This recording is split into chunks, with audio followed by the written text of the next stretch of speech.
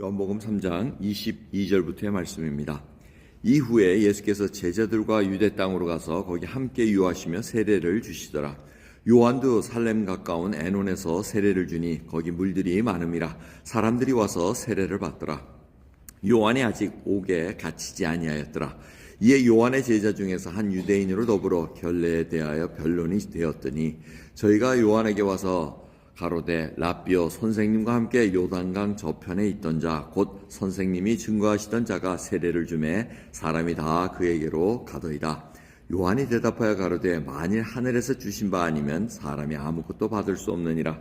나의 말한 바 나는 그리스도가 아니요 그의 앞에 보내심을 받은 자라고 한 것을 증거할 자는 너희니라. 신부를 취하는 자는 신랑이나 서서 신랑의 음성을 듣는 친구와 크게 기뻐하나니 나는 이러한 기쁨이 충만하였노라. 그는 흥하여야 하겠고 나는 쇠하여야 하리라 하니라. 위로부터 오시는 이는 만물 위에 계시고 땅에서 난 이는 땅에 속하여 땅에 속한 것을 말하느니라. 하늘로서 오시는 이는 만물 위에 계시나니 그가 그 보고 들은 것을 증거하되 그의 증거를 받는 이가 없도다. 그의 증거를 받는 이는 하나님을 참되시다 하여 인쳤느니라.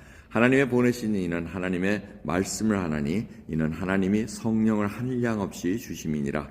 아버지께서 아들을 사랑하사 만물을 다 그 손에 주셨으니 아들을 믿는 자는 영생이 있고 아들을 순종치 아니하는 자는 영생을 보지 못하고 도리어 하나님의 진노가 그 위에 머물러 있느니라. 아멘. 세례 요한과 예수님의 제자들이 이제 알력이 생기기 시작합니다.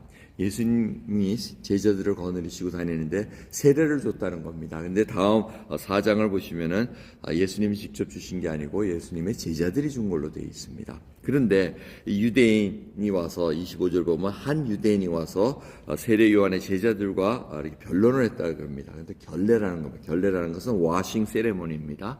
그러니까 이걸 세례에 관한 얘기 여러 가지 얘기들이 나왔는데 지금 예수님 제자들, 예수님 편에서 주는 세례가 더 우월한 거 아니냐, 지금 그걸 따지고 있는 겁니다. 그러니까 세례 요한 제자들이 시기심이 난 겁니다. 그래서 이 제자들이 와서 세례 요한에게 하는 말이 뭡니까? 26절 라삐어 선생님과 함께 요단강 저편에 있던 자 이렇게 얘기합니다. 그러니까 세례 요한은 줄기차게 저분이 바로 그리스도다, 하나님의 어린 양이라고 증거했음에도 불구하고 이 제자들은 세례 요한이 최고라고 알고 있는 겁니다. 그러니까 지금 예수님을 격하시킵니다. 저 증거하던 저편에 있던 자 이렇게 얘기를 합니다.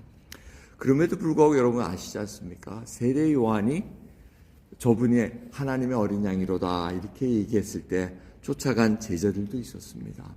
그들은 듣고 예수님을 보면 이 믿음이 생겼다는 겁니다. 그래서 쫓아가서 예수님과 함께 거하면서 이분이 메시아다라고 증거했습니다. 그래서 그렇게 따라간 자도 있고 따라가지 않은 자도 있다는 겁니다. 세례 요한을 끝까지 따라다니면서 이들은 세례 요한이 최고다 이렇게 얘기합니다. 예수님께서 십자가에 돌아가신 후에도 이 세례 요한의 세례만 받고 쫓아다닌 자들이 많습니다. 아브로라는 자도 사실은 그러한 자였습니다. 오직 아는 것은 성령 세례가 아닌 물 세례만, 세례 요한이 준 물 세례가 알고 있는 그런 자들도 계속 있었습니다. 자, 이와 같은 상황에 세례 요한의 마음은 어떻겠습니까? 그 마음이 귀합니다. 야, 나는 계속 얘기하지 않았느냐? 내가 그리스도 아니라고. 저분이 그리스도고 그분을 쫓아가야 되고 그분이 신부를 취할 신랑이니 신랑의 친구는 그게 한없이 기쁘다. 그러면서 멋있는 말씀이 30절입니다. 그는 흥하여야 하겠고 나는 쇠하여야 하리라 이렇게 말씀하십니다. 여러분 우리가 초점을 확실히 알고 있어야 됩니다. 초점은 예수 그리스도께 있는 것이고 무슨 사람들끼리 야, 이 세력이 크다 저 세력이 크다 이거 큰일 날 일입니다. 그게 아니라고 말씀합니다. 예수 그리스도만이 흥해야 됐고 그분이 취할 자가 바로 교회 성도들이라는 것을 우리는 분명히 알 수 있어야 됩니다. 그래서 성도들이 예수 그리스도를 닮아가게 해야 되고 예수 그리스도를 닮게 해야 됩니다. 그 일을 위해서 주님께서는 믿는 자들에게 뭘 요구하십니까? 순종하고 겸손하고 섬기라고 얘기합니다. 여러분 만약 섬기지 않으면 자기가 예수님 자리에 앉아가지고 그 권세와 모든 걸 누리기를 원한다는 것입니다. 착각하면 큰일 납니다. 세례 요한은 그것을 알았습니다. 하지만 쫓아다니는 제자들이 문제였습니다. 제자들이 아니 세례 요한 당신이 라삐어 선생님이요 정말 엄청난 권세를 가지신 분은 아닙니까? 그런데 자꾸 세례 요한은 아니다.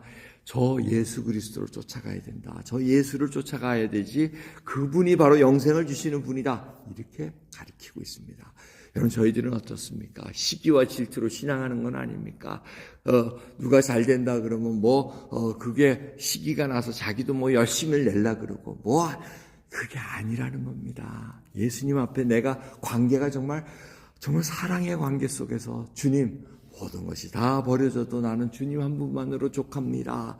이 고백이 흘러나와야 되는데 그거보다는 갖고 있는 조건들을 따집니다. 내가 돈이 더 많느냐, 명예가 더 많느냐, 권세가 더 많느냐, 이런 거 따질 때가 아닙니다. 하나님께서 원하시는 것은 지금 예수 그리스도를 닮아가느냐, 그분 안에 있는 영생을 그 가진 자로서 지금 세상의 빛으로 거하고 있느냐, 지금 그걸 보고 계십니다.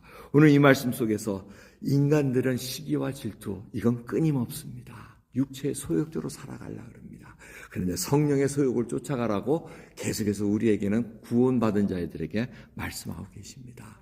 오늘도 성령을 쫓아 성령의 소욕을 따라가는 저희들 되기를 간절히 소원합니다. 기도하겠습니다. 하나님 감사합니다. 참으로 저희들 본질을 잃을 때가 많습니다. 예수 그리스도 한 분만으로 족하고 예수 그리스도를 따라가며 그분의 성품을 닮아가야 되는 저희들인데 세상의 가치관과 혼잡되어 살아갑니다.